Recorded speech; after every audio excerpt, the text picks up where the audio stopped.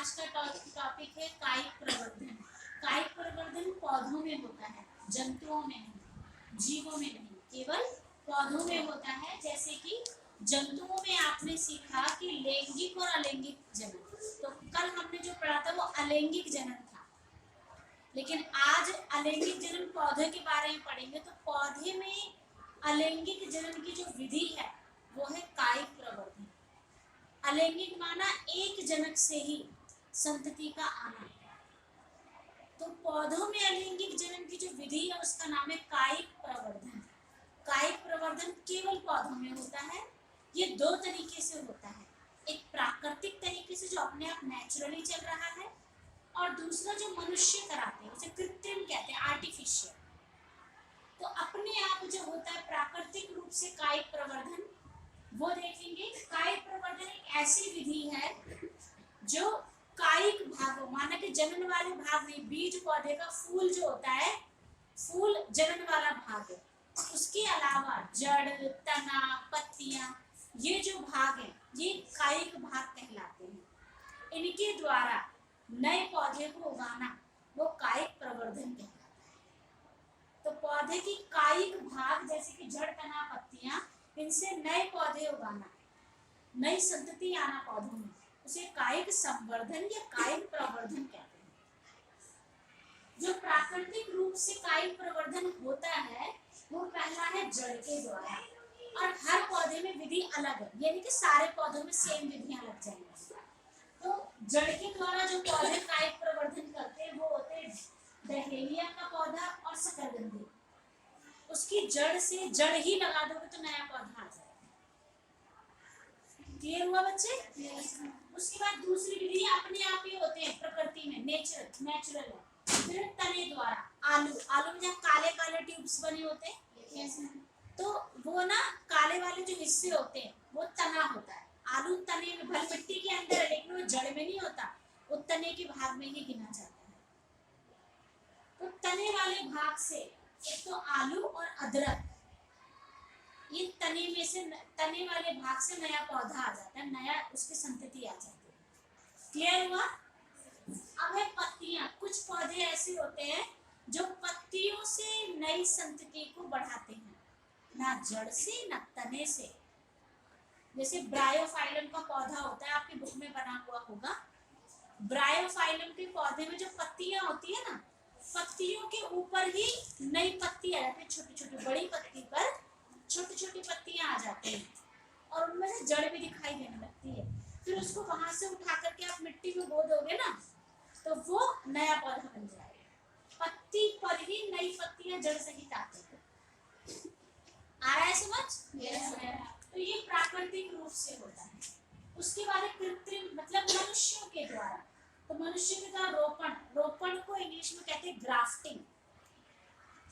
इसमें क्या होता है, मान लीजिए जैसे कि एक पेड़ है आम का या कोई और भी, आम का पेड़, आम के पेड़ में विशेष रूप से करते हैं। तो जड़ वाला भाग तना, बड़े हुए पौधे का तना वाला भाग है और ऊपर का हिस्सा है नहीं। लेकिन किसी और पेड़ का ऊपर का हिस्सा अगर उस पे काट के उस नीचे वाले भाग को, जड़ में है ही ऑलरेडी कट गया है तना, जिस तरीके, जैसे कि ये एक पौधा है, तना है, कट गया है यहाँ से, और ये जड़ मिट्टी के अंदर है ही।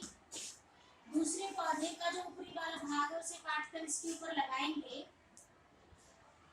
और यहाँ बांध लेंगे इसको। थोड़े दिन बाद ये आपस में जुड़ जाएगा, जाइलम से पानी वगैरह जाने लगेगा नीचे से। समझ रहे? इसको कहते हैं रोपण, माना कि ग्राफ्टिंग। उसके बाद कर्तन। कर्तन में क्या होता है, कलम लगाई जाती है टहनी से। जैसे गुलाब की कर्तन अगर ठीक से काटी जाए तो उस टहनी को बो दोगे तो वो पौधा बढ़ जाएगा। मनी प्लांट में भी हो जाता है, समझ रहे हो? खास करके गुलाब में विशेष रूप से क्रिया की जाती है। उसके बाद लेयरिंग।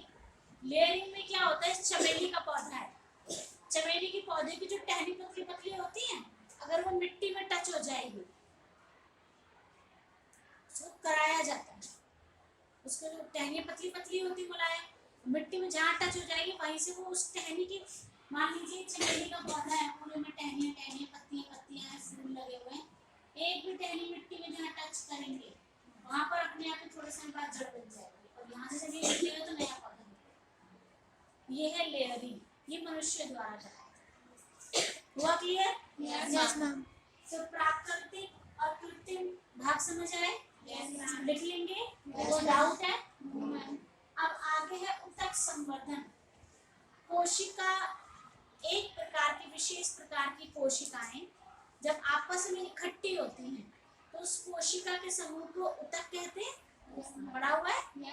तो पौधे के बढ़ते हुए भाग, ऊपरी भाग जहाँ से नई पत्तियां नई चीजें निकलती है, बढ़ता जाता है पौधा, नीचे का पुराना फिर उसमें नया हरा हरा निकलेगा, फिर और बढ़ता है या नहीं? आवाज आ रही है पीछे तक? Yes ma'am. तो जो ग्रीन वाला पोर्शन बढ़ रहा है ना बच्चे पौधे में, ऊपरी भाग बढ़ने वाले हिस्से से थोड़ी सी कोशिकाएं ली जाती हैं बढ़ने वाले हिस्से से, या कह सकते हैं विभज्योतक भाग से। आपने 9वीं क्लास में पढ़ा और मैरिस्मेटिक टिश्यू। तो बढ़ने वाले हिस्से से कुछ कोशिकाएं ली जाती हैं, उन कोशिकाओं को प्रयोगशाला में एक ऑप्टिमम कंडीशन में तरल, विशेष तरल पदार्थ में रखा जाता है। उसके अंदर वो कोशिकाएं बढ़ करके गुच्छ बना लेती हैं, एक से विभाजन हो के एक से अनेक कोशिकाएं बन जाती हैं। तो कोशिकाओं को गुच्छा बन जाए, उस कोशिकाओं के गुच्छे का नाम भी होता है कैलस। फिर उस कैलस को दूसरे तल भाग में सॉल्यूशन में रखा जाता है, विलियन में, और उस विलियन के अंदर हार्मोन्स होते हैं। पौधे के हार्मोन्स 7वें पार्ट में पढ़े थे, जो उसको बढ़ने में सहयोग करते हैं। उस हार्मोन के विलियन में प्रयोगशाला में, लैबोरेटरी के अंदर ही रखा जाता है। फिर वो धीरे धीरे क्या होंगे, बढ़ेंगे, उसमें छोटे छोटे बहुत सारे जितने भी कोशिकाओं के टुकड़े, छोटे छोटे कोशिकाएं, उन सब से कैलस बनने का पौधे निकलेंगे एक साथ। फिर उन पौधों को मिट्टी में बो दिया। फायदा क्या हुआ इसका? कम समय में एक साथ इतने सारे पौधे, बीज से निकलने में समय लगता है, तो ये इसका लाभ है। अच्छा, ये करा किसमें जाता है ऊतक संवर्धन? आर्किड के पौधे में और सजावटी पौधे में। तो सजाने वाले पौधे मार्केट में देखते हो, उनमें ये प्रयोग किया जाता है। फिर इसका लाभ क्या है? संवर्धन का ऊतक, ये जो आपका कायिक प्रवर्धन का हो या कायिक संवर्धन का हो या ऊतक जो भी विधियां हैं, इनका लाभ यही है, सस्ते होते हैं, कम समय में ज्यादा उपज देते हैं, उतना टाइम में जितना कि बीज से पौधा उगने में लेगा, आसानी से हो जाता है, खर्चा कम होता है और बढ़ती डिमांड को पूरा करता है, जो जनसंख्या की जरूरत है। समझ रहे हैं? yes, तो इसलिए इसके ये लाभ है। तो ये टॉपिक आपका आज कंप्लीट है। बच्चे, आगे का टॉपिक है पादपमाना, पौधों में लैंगिक जनन। इससे पहले कायिक संवर्धन था, वो था पौधों में अलैंगिक जनन। अब है लैंगिक जनन में नर और मादा दोनों भागों का रोल होता है। इसमें नर भाग भी होगा और मादा भाग भी होगा। तो पुष्प, फूल जो है वो पौधे का जनन भाग है। जनन पौधे में फूल के अंदर होता है, तो पुष्प पौधे का जनन अंग है, जनन भाग है। पुष्प दो प्रकार के होते हैं, उभयलिंगी पुष्प और एकलिंगी पुष्प। उभयलिंगी ऐसे फूल जिनमें नर और मादा दोनों भाग एक ही फूल में होते हैं, जैसे ये वाला शाइनर रोज जिसे गुलहड़ कहते हैं, उसमें दोनों भाग होते हैं, नर और मादा। उसके बाद कुछ फूल पुष्प ऐसे होते हैं जिसमें या तो नर वाला भाग वाला फूल होगा या स्त्री वाला भाग, मतलब फूल अनेक होंगे, किसी फूल में नर भाग हो, किसी फूल में, एक ही पौधे के अंदर किसी फूल के अंदर नर वाला भाग दिख रहा होगा और किसी फूल के अंदर मादा वाला। उन्हें कहते हैं एक लिंग, जैसे कि पपीता, तरबूज और ये जो सीताफल से कद्दू भी कहते हैं, सीताफल, पेठे का, इन सब में अलग ये एक लिंगी है, और भी कई उदाहरण हो सकते हैं। इसके बाद आप आगे देखेंगे, ये एक फूल का मैंने चित्र बनाया हुआ है, पुष्प। इसके अंदर आप देखोगे ये तो होती है इसकी पंखुड़ियां, रंग बिरंगी होती है, ये पंखुड़ी है। और जो नीचे ग्रीन ग्रीन भाग छोटा सा होता है जहाँ पौधा फूल जुड़ा हुआ रहता है, उसको कहते हैं बाह्य दल। इसके अलावा पौधे के अंदर फूल में ये जो बीच में आपको दिख रहा है, ये स्त्री वाला भाग है, जो साइड में आपको दिख रहा है ये नर वाला भाग है। तो इस फूल के अंदर दोनों चीजें हैं। तो ये उभयलिंगी पुष्प है। किसी किसी पुष्प के अंदर केवल ये वाला भाग होता है और फूल पूरा बना हुआ रहता है, तो वो कहलाएगा एक लिंगी पुष्प। या तो उसके अंदर मादा वाला भाग होगा या फिर नर वाला। लेकिन जिसमें दोनों होते हैं उनको उभयलिंगी कहते हैं।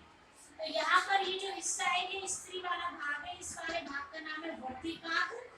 ये जो आप देख रहे हैं ये है वर्तिका। नीचे जो गोल गोल देख रहे हैं ये है अंडाशय। अंडाशय के अंदर बीजाणु है। उसके बाद यहाँ पर आप जो अलग पतली सी लाइन जाके देख रहे हैं इसको कहते हैं तंतु। और जो ऊपर गोल टाइप में देख रहे हैं ये है परागकोश। बहुत सारे होते हैं।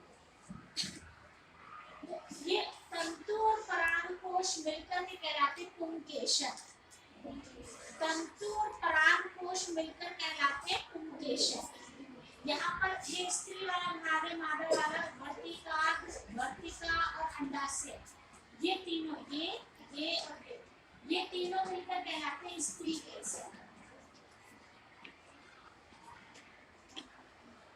ये मादा वाला भाग है और परागकोश और तंतु मिलकर कहलाते हैं पुंकेसर। ये और ये मिलेंगे जब तो कहलाएंगे पुंकेसर। इस तरीके से आपका इंट्रोडक्शन है। बाकी किस तरीके से इसमें निषेचन होता है, किस प्रक्रिया से बीज बनता है, फल बनता है, वो हम नेक्स्ट क्लास में पढ़ेंगे।